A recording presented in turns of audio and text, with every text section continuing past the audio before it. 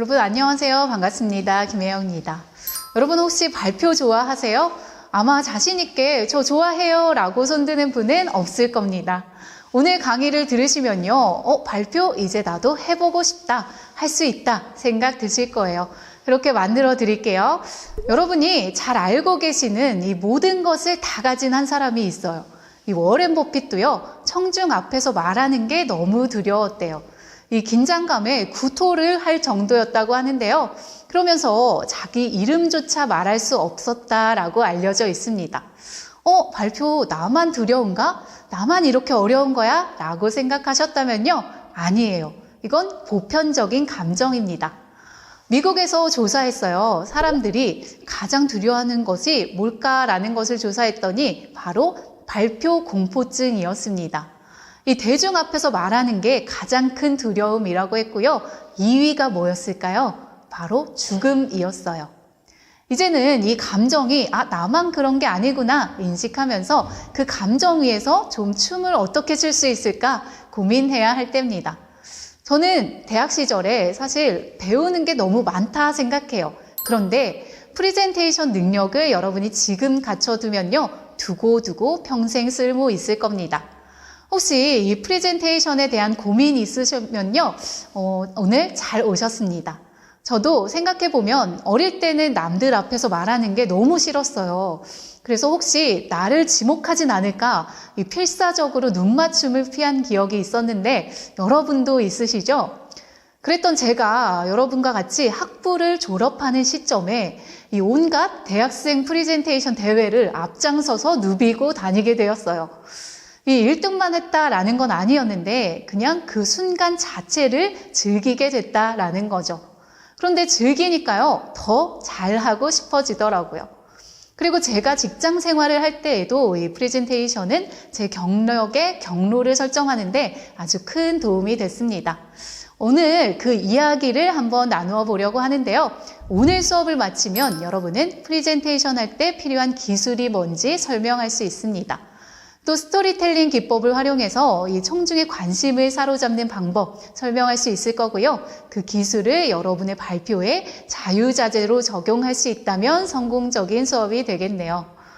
이 프레젠테이션에 생각해보면 대학 생활의 장벽이 아닌가라고 느껴지죠. 그런데 그게 끝이 아니에요. 여러분이 졸업하고 직장에 가면 더 자주 필요합니다. 저는 직장 안 가고 개인 창업할 건데요. 라고 얘기하는 분도 계실 텐데요. 혹시 IR 피칭 들어보셨나요? 이 창업을 해도 개인 사업을 해도 자신이 가진 제품과 서비스 또는 나라는 사람을 알려야 하는 순간 분명히 찾아옵니다. 이 프레젠테이션은 지금 익혀두면 여러분이 살아가는 내내 꼭 도움이 된다라고 자신 있게 말씀드려요. 그래서 결론부터 말씀드리면요. 이 프레젠테이션은 기술입니다. 그런데 많은 분들이 이렇게 얘기하죠. 프레젠테이션은 타고나는 거야. 선천적으로 말을 잘하는 사람이 따로 있지. 그건 아나운서 지망생들이나 하는 거 아니야? 나는 이 MBTI I라서 나 발표는 절대 못해 라고 얘기하는데요. 가장 큰 오해입니다. 이 PT는 기술이거든요. 기술은 어때요? 개발할 수 있다는 거예요.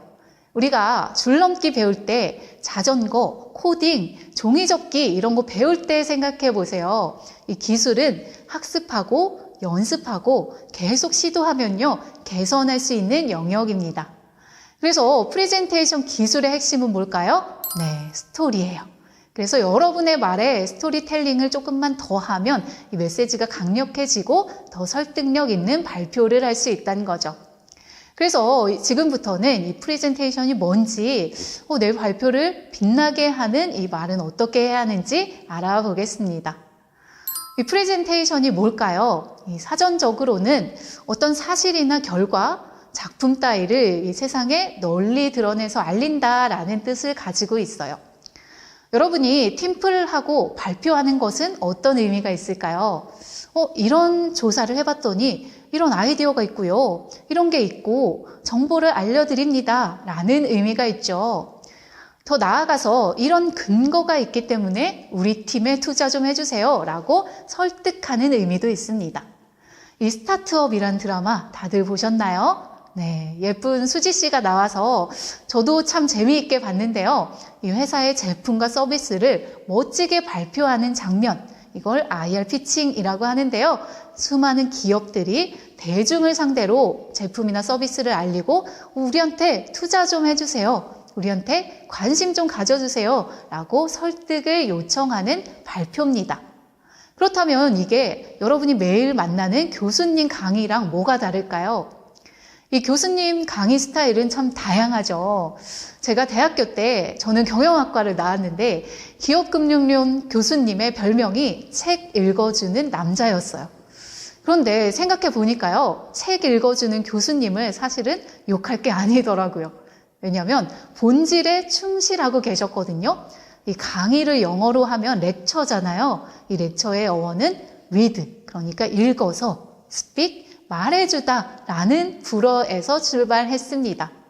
그래서 책을 교수님이 읽고 말로 풀이해주는 게 강의의 본질이 된다는 거죠. 또 다른 의미로는 훈계하다, 잔소리하다 라는 의미도 있어요. 그러면 강의는 학문이나 기술 같은 것들의 내용을 체계적으로 설명해서 가르치는 걸 말하는데 프레젠테이션은 뭘까요? 네, 정보를 제공하는 거, 알리는 거, 설득하는 기능에 더 집중합니다. 그러면 이제는 프레젠테이션 어떻게 해야 할까요? 저는 3가지 전략을 말씀드릴 거예요. 첫 번째, 여러분의 발표하는 목적과 메시지를요, 좀 명확히 하셔야 합니다. 이 발표 주제를 정의하고 핵심 메시지를 간결히 좀 정리해 보는 작업인데요. 그런데 핵심 메시지가 뭘까요? 많은 분들이 내 발표 핵심 메시지는 이 테슬라의 마케팅 사례를 소개하는 거야 라고 씁니다. 주제가 곧 핵심 메시지일까요? 아니에요. 핵심 메시지는 따로 있습니다. 뭐냐면 청중이 내 발표를 듣고 얻을 수 있는 베네핏이 핵심 메시지예요. 이때 생각을 바꾸셔야 합니다. 그래서 내가 발표자로서의 목표가 이 프레젠테이션의 목표가 아니라 이 주제를 틀리지 말고 이걸 제대로 말해야지 라는 게 목표라고 하기보다는 이 목표를 청중의 입장에서 생각해야 한다는 거죠. 이렇게 표현할 수 있어요. 이 프레젠테이션을 듣고 나면 청중이 무엇을 얻을 수 있는지를 곰곰이 생각해 보자라고요. 그래서 그걸 한 줄로 적어 보는 겁니다. 예컨대 이렇게 말할 수 있겠죠? 여러분, 오늘 제가 AI 기업 사례에 대해서 발표할 건데요. 제 발표를 들으시면 여러분 취업률이요 10%에서 70%로 높아집니다. 지금 모든 산업이 인공지능을 말하잖아요. 오늘 인공지능의 거의 모든 것을 제가 15분 동안 핵심만 쏙쏙 정리해 드리겠습니다. 라든지 여러분 오늘 제 발표를 들으면 여러분이 알고 계시는 이 갤럭시 제품에 대한 생각이요 180도 바뀔 겁니다. 라고 하면서 갤럭시 마케팅 사례에 대해 발표하겠습니다. 라는 말보다는 비교해보면 조금 더 듣고 싶은 발표로 만들어질 수 있다는 거죠. 이걸 오프닝을 들으면서 내가 도대체 이 발표를 듣고 내 생각이 어떻게 바뀐다는 거지? 라고 청중이 궁금해하도록 만들어 주셔야 해요. 그래서 프레젠테이션이 언제가 가장 중요하냐라고 물어보면요. 저는 아마도 이렇게 A, B, C라는 본론이 가장 중요해요 라고 말하지 않고 이 프레젠테이션의 가장 결정적인 순간은 오프닝이라고 얘기할 겁니다. 이 오프닝에서 청중을 사로잡지 못하면요, 나중은 절대 없습니다. 그래서 오프닝에서 할 게 있고 하지 말아야 할 게 있는데요. 오프닝에서 해줘야 할 건 뭘까요? 네, 바로 첫 번째 전략이었죠. 청중이 내 발표를 들으면서 얻을 수 있는 베네핏을 이야기해 주는 겁니다. 이 발표를 굳이 내가 시간 내서 들으면서 얻을 수 있는 이익이 뭔지를 제시해 줘야 한다는 거죠. 봐봐 죽겠는데 내가 왜 이 발표 왜 들어야 돼? 라는 것을 고민하는 청중에게 이 발표 들으면요 이런 거 얻을 수 있어요 라고 명확하게 제시해야 한다는 거예요. 언제요? 첫 시작 단계에서요. 그래야만 이 발표를 내가 시간을 내서 들을 가치가 있겠네 라는 열린 마음으로 듣게 된다는 겁니다. 그러면 오프닝 단계에서 절대 하지 말아야 할 건 뭘까요? 네, 바로 학생들이 오프닝을 할 때 단골로 말하는 멘트 3종 세트가 있어요. 이렇게 얘기하죠. 제가 이런 사유로 준비를 하지 못했는데요. 라든지 제가 이 주제는 잘 모르지만 아는 한도 내에서는 설명해 볼게요. 라든지 부족하지만 제 발표 좀 경청해 주세요. 라는 멘트요.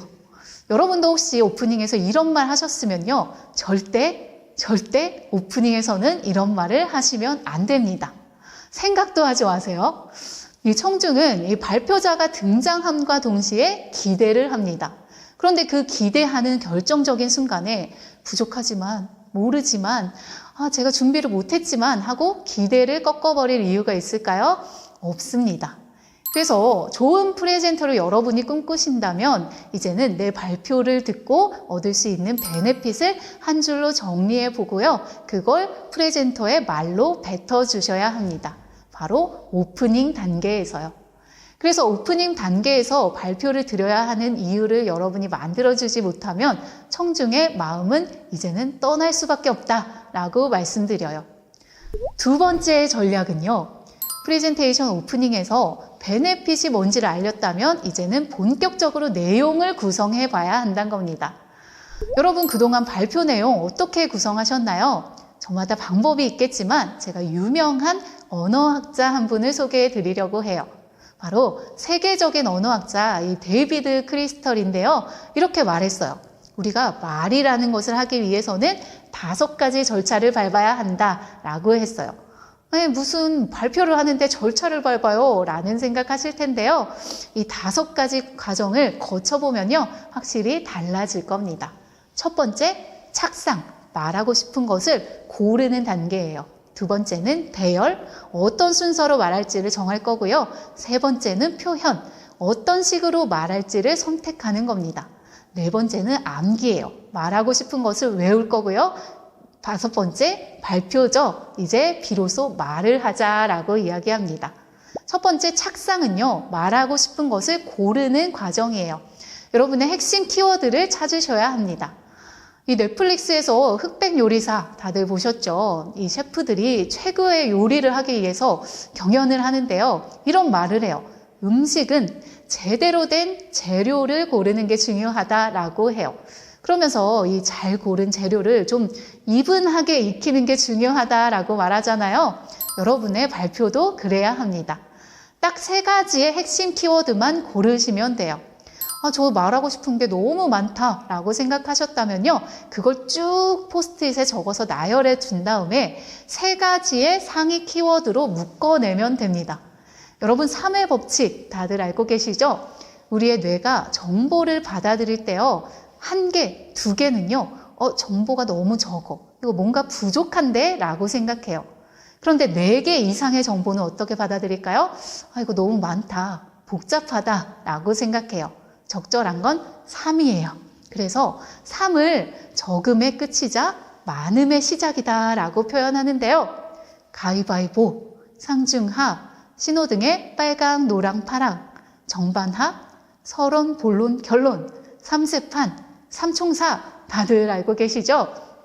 저는 개인적으로 발표와 주제에 있는 이 관련된 키워드들을 포스트잇에 다 적습니다. 그래서 한 장에 하나의 키워드를 다 적어 보는 거예요. 예를 들어서 환경보호라는 것을 이야기한다라고 하면 북극곰 썰을 풀 수 있잖아요. 그러면 포스트잇 한 장에 북극곰 썰이라고 적어 놓는 거예요. 그렇게 많은 포스트잇 재료가 완성이 되면 청중이 얻을 수 있는 베네핏과 관련된 재료를 마구마구 골라서 3개로 유목화, 그룹핑하는 작업을 합니다. 2번째 단계로 나아갈 수 있어요. 바로 배열인데요. 어떤 순서로 말할지를 정하는 단계입니다. 이 건축가가 집을 설계하는 것처럼 탄탄하게 구조를 구성해야 하는데요. 어떻게 이렇게 순서로 말을 하느냐에 따라서 이야기도 다르게 들릴 수 있잖아요. 이때 여러분이 기억해야 할 거 바로 3가지 전개입니다. 에토스, 파토스, 로고스예요. 모두 수사학에서 나온 용어인데요. 첫 번째로 에토스는 뭘까요? 신뢰적인 설득입니다. 이 프레젠터의 신뢰도를 높이는 단계인데요. 그렇다면 파토스는 뭐예요? 감정적으로 설득하는 거예요. 프레젠터가 이 청중의 감정이나 감성을 좀 터치하는 단계죠. 마지막으로 로고스가 들어가야 해요. 뭐냐면 근거나 증거를 제시해서 좀 내 발표에 논리성을 더하고 설득하는 단계입니다. 이 성공적인 프레젠테이션을 위해서는 에토스로 첫 번째로 프레젠터와 청중의 이 신뢰를 형성하는 단계를 돌입한 다음에 그 다음에 파토스를 전략을 구사하는 거예요. 청중이 받아들일 상태가 되도록 감성을 터치할 거고요. 그 다음 로고스, 근거, 논리를 제시하는 전략이 좋습니다. 예컨대 예를 들어보면 첫 번째 시작은 내가 발표를 할 이런 자격이 있는 사람이야 라는 것을 알려주기 위해서 프레젠터의 전문성을 초반에 언급하면 좋습니다. 이때는 내가 가진 경험, 지식, 자격증 같은 것들을 언급하면서 좀 뻔뻔해질 필요가 있어요.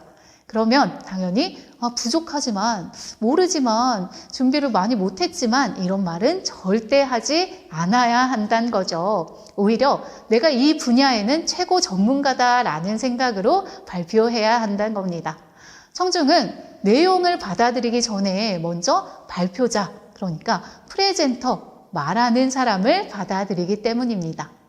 두 번째로 파토스, 감성을 열 때는 어떻게 해요? 스토리텔링, 유머, 수사학적인 표현을 사용할 수 있어요. 가장 강력한 건 뭘까요? 프레젠터의 경험입니다. 여러분이 가지고 있는 주제와 관련된 경험이나 감동적인 스토리를 통해서 공감을 얻어가면 좋아요. 분명 생각해 보면요, 여러분이 그 주제와 관련된 경험, 에피소드, 아니면 누군가한테 이런 얘기 들었는데, 내가 봤는데 라는 일화가 있을 겁니다. 소위 썰을 좀 푼다고 하죠. 청중은 다른 생각을 하고 있다가도요, 누군가가 자기 자신의 스토리를 말하기 시작하면 귀가 열리기 시작합니다. 이때는 적절한 유머를 쓰는 것도 좋습니다. 유머는 분위기를 밝게 만들고 또 즉흥적으로 유머를 사용하는 능력이 뛰어나면 좋겠지만 어느 정도 좀 준비를 해갈 필요가 있습니다. 또 수사학적인 표현이나 비유, 은유 같은 표현을 활용해서 좀 감정을 자극하는 전략도 좋겠죠. 예를 들면 발표 공포증 이런 것들 생각해 보셨나요? 이게 낙하산 없이 상공에서 뛰어내리는 공포랑 맞먹는데요 라고 이렇게 비유를 들어주면 직관적으로 이해가 되잖아요. 그래서 프레젠테이션을 업으로 하는 사람들은 어때요? 유머, 비유 같은 것들을 기록하는 자신만의 노트를 만들어서 활용하는 사람이 많습니다. 여러분도 여러분 마음에 와닿는 문장, 유머, 비유 꼭 기록해 두면요, 요긴하게 쓰일 겁니다. 그 다음 로고스죠. 로고스는 근거, 증거, 통계 자료, 객관적인 데이터 같은 것들을 활용해서 인과관계를 설명하거나 주장을 뒷받침하거나 반대 의견을 미리 좀 준비해서 논박하는 그런 전략이 될 수 있겠습니다. 그렇다면 클로징에서 뭘 해야 할까요? 클로징은 발표의 내용을 좀 정리하고요, 행동을 촉구하고 강렬한 인상을 심어주면 됩니다.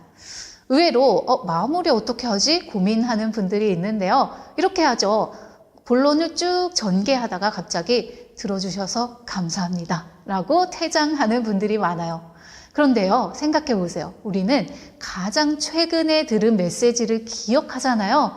그래서 프레젠테이션 문을 닫는 클로징 순간을 신경 써야 합니다.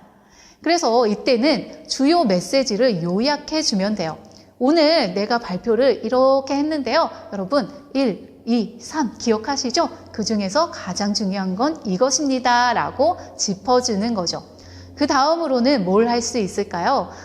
발표의 끝을 장식하는 강력하고 인상적인 문구나 인용구 같은 것들을 사용해서 강한 인상을 좀 만들어줄 필요가 있어요.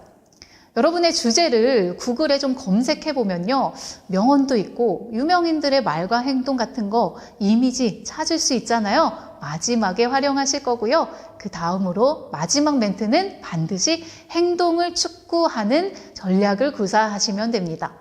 예를 들면 이렇게 클로징하면 돼요. 여러분, 제 좌우명은 이 워렌 버핏이 이런 얘기를 했어요. 나도 돈은 많은데 시간만큼은 돈으로 살 수 없다라고 했는데요. 오늘 제가 시간관리 전략 3가지 이야기했잖아요. 그 중에서 가장 빨리 시도할 수 있는 전략은 A 이야기했죠. 이러면서 행동을 촉구해야 하잖아요. 여러분, 바로 지금 당장 이 A 전략을 시도해 보면 어떨까요? 그 출발점이 바로 오늘이면 좋겠습니다 라고 마무리해 주는 거죠. 정리하면 대열 단계에서는 오프닝, 본론, 클로징으로 말의 순서를 정하는 단계입니다.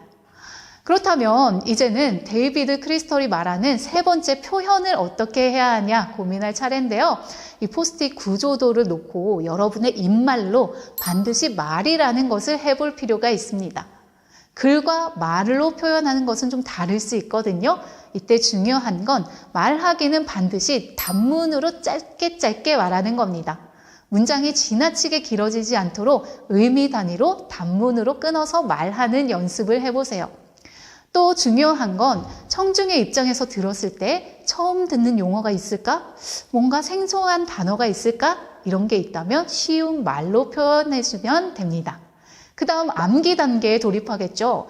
암기에서는 여러분 주의하실 점이 있어요. 뭐야, 대본을 써서 달달달 외우라는 거야? 라고 생각하실 텐데 아니에요. 핵심 키워드를 외워달라라는 말씀입니다. 대본을 모두 적어내는 큐시트 말고요. 키워드의 순서만 나열한 큐카드를 만들어 보세요. 그래서 대본을 만들고 외우는 거 물리적으로도 어렵고 말하다가 한 문장 놓치면 어떻게 돼요? 다음 문장을 이어가지 못하게 됩니다. 그런데 키워드를 외워두면 아주 유용해요. 왜냐면요, 자연스럽게 여러분의 말로 표현할 수 있고, 예를 들면 발표를 할 때 교수님이 오늘 발표 시간 없으니까 얘들아 10분씩만 하자 라고 한다면 어떤 일이 생겨요? 대본을 외운 친구들은요, 당황해서 머릿속이 하얘질 거예요. 그런데 키워드의 순서만 알고 있는 친구들은요, 여기서 이 키워드만 빼고 말해야겠다 라는 전략을 세울 수 있습니다. 가장 중요한 건 연습입니다. 그래서 이제는 데이비드 크리스털이 비로소 말을 해도 된다라고 하는데요. 연습할 때는 어떻게 해요? 큐카드를 들고 연습을 했더라도 발표장에 가실 때는요, 과감하게 집어 던지고 나가셔야 합니다. 빈손으로 등장하셔야 해요. 손에 자료를 들고 있으면 그것에 의존해서 자꾸 시선이 가잖아요. 그런데 발표는 청중과의 교감이 중요합니다. 저는 그래서 온라인으로 발표를 할 때는 카메라 살짝 밑에 스티커를 하나 붙여놔요. 그래서 그걸 청중의 눈이라고 생각하고 이 시선이 떨어지지 않게 관리하면서 말을 하는데요. 그렇지 않으면 내 눈이 어떻게 돼요? 자꾸 PPT 장표로 향하고 순식간에 청중은 이탈하게 된다는 거죠. 그래서 여러분도 여러분 스스로를 좀 믿고 대본은 과감히 던지고 나간다라고 생각해야 합니다. 이제 마지막 전략이에요. 굿 프레젠터의 3번째 전략은 심플 전략입니다. 그래서 뭘 단순화해야 할까요? 슬라이드, 그리고 여러분의 표현을 좀 정돈시킬 필요가 있습니다. 제가 좋아하는 문구가 바로 less is more 라는 문구가 있는데요. 이 문구는 사실 이 디자인의 거장, 이 미스 반 데 로에의 말입니다. 그래서 적을수록 많다, 적을수록 좋다라는 말인데요. 저처럼 이렇게 좀 뭔가 심플한 걸 좋아하는 사람들에게는 더할 나위 없이 중요한 문장입니다. 여러분은 여기에 동의하시나요? 많은 게 좋은 거 아니야? 이런 생각하실 수도 있는데 고정관념이에요. 우리는 알게 모르게 좀 많은 걸 준비해야 한다라는 것에 길들여져 왔잖아요. 리포트를 3장 쓴 것보다 20장 쓴 학생이 점수를 잘 받을 확률이 높은 환경에서 살아왔습니다. 그리고 조별 과제 발표도 마찬가지로 많은 걸 말해야 돼 라고 강박을 가져왔었어요. 그런데 그곳에서 이제는 조금 벗어나야 한다는 겁니다. 우리는 이 핵심만 짧게 단순하게 표현하는 전략이 필요해요. 그래서 여러분 90년대 후반을 사로잡았던 야후라는 사이트가 있는데 여기 이미지로 보고 계시죠? 검색을 해보시면 야후라는 게 있구나 아실 텐데요. 과거에는 이렇게 포털 사이트예요. 텍스트가 아주 꽉 차 있었습니다. 그런데 지금은 어때요? 구글 좀 보세요. 아주 심플하죠? 구글은 인지 부하를 줄여주고요. 우왕좌왕하지 않게 만들어줍니다. 핵심만 간명하게 제시해서 디자인에 녹여냈어요. 그래서 우리도 마찬가지로 이런 단순함, 심플한 전략을 가져야만 청중을 사로잡을 수 있어요.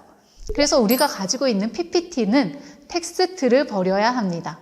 보고서를 그대로, 줄글 그대로 PPT에 붙여 넣기보다는요, 거기에서 뭘 해야 할까요? 네, 우리는 핵심 키워드만 한 장에 이렇게 심플하게 담아내는 전략을 구사할 수 있어요. 이때 소위 한 장에 하나의 키워드만 제시하면서요, 썰을 푼다는 느낌으로 여러분이 발표를 해주시면 되는데, 중요한 건 뭐예요? 한 문장은 6단어를 넘지 않도록 구성해야 합니다. 그리고 슬라이드에 그런데, 그러나, 그래서 같은 접속사들이 꽉 차 있다면 그것을 과감하게 지워주세요. 그래서 여러분이 보여주는 슬라이드의 내용은 최대 6줄을 넘지 않고 한 문장은 최대 6단어를 넘기지 않는 전략을 활용하셔야 합니다. 더 좋은 전략은 뭘까요? 그냥 이미지 한 장으로 빵 보여주는 거예요. 발표자가 이 이미지를 보여주고 설명할 때 청중은 더 잘 집중하고 이해할 수 있습니다. 컬러를 버리는 거 역시 중요해요. 이 알록달록 PPT 만들지 마시고요. 여러분이 어떤 컬러를 구사해야 할까 고민하신다면요. 보색이라는 단어만 기억해 주세요. 여러분이 구글에 보색 색상환 이렇게 치시면은 보색의 색상표를 보실 수 있거든요. 내가 오늘 파란색 바탕을 적용했다라고 하면 파란색의 보색이 뭐지? 아, 이거구나. 이 주황색으로 글씨를 만들어줘야겠다라고 보색 대비만 활용하셔도 여러분의 슬라이드가 훨씬 세련되고 감명해질 겁니다. 그렇다면 말을 하는 이 프레젠터의 비언어적인 표현 어떻게 심플하게 정돈할 수 있을까요?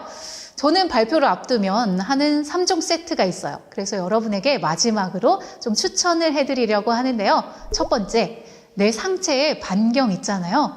상하 좌우에 이렇게 나만 볼 수 있는 10cm에서 20cm 반경으로 박스를 하나 그려요. 그 안에서 제스처를 취하는 연습을 합니다. 두 번째는요, 표정을 준비하셔야 해요. 쉬워요. 왜냐하면 웃으면 되거든요. 그런데 중요한 건 뭐예요? 발표 내용과 표정을 일치시켜야 한다는 겁니다. 예를 들어서 뭔가 어두운 내용, 기아, 아동학대, 생태계 파괴 같은 것을 이야기하면서 해맑게 웃고 있을 수는 없잖아요. 이건 진실성이 없어요. 따라서 기억하셔야 할 것은 발표자의 표정은 내가 말하는 내용과 일치시킨다라고 생각하시면 됩니다. 그 다음으로 정돈시켜야 할 것이 손인데요. 바로 포인터요. 이 포인터를 잡고 발표를 할 때 어떻게 해야 할까요? 많은 분들이 이렇게 총을 쏘듯이 화면을 아니면 청중을 향해서 포인터를 제시하는데요. 그렇게 하지 마시고요. 미리 연습을 해요. 어떻게 해요? 슬라이드와 가까이 있는 손은요, 제스처를 하는 손이고요. 슬라이드 바깥에 있는 손에 포인터를 보이지 않게 쥐고 발표를 하시면 아주 노련한 프레젠터라는 느낌을 주기에 충분합니다. 여러분, 이 미켈란젤로가 이 다비드 상을 어떻게 만들었냐라는 교황의 질문에 이렇게 얘기했어요. 다비드와 관련 없는 것들을 모두 버렸습니다 라고 말했는데요. 발표도 마찬가지입니다. 이제는 뭘 더 넣을 수 있을까를 고민하기보다는 내가 준비한 것에서 뭘 덜어내야 할지를 고민해요. 그래야 핵심이 더 명확하게 드러납니다.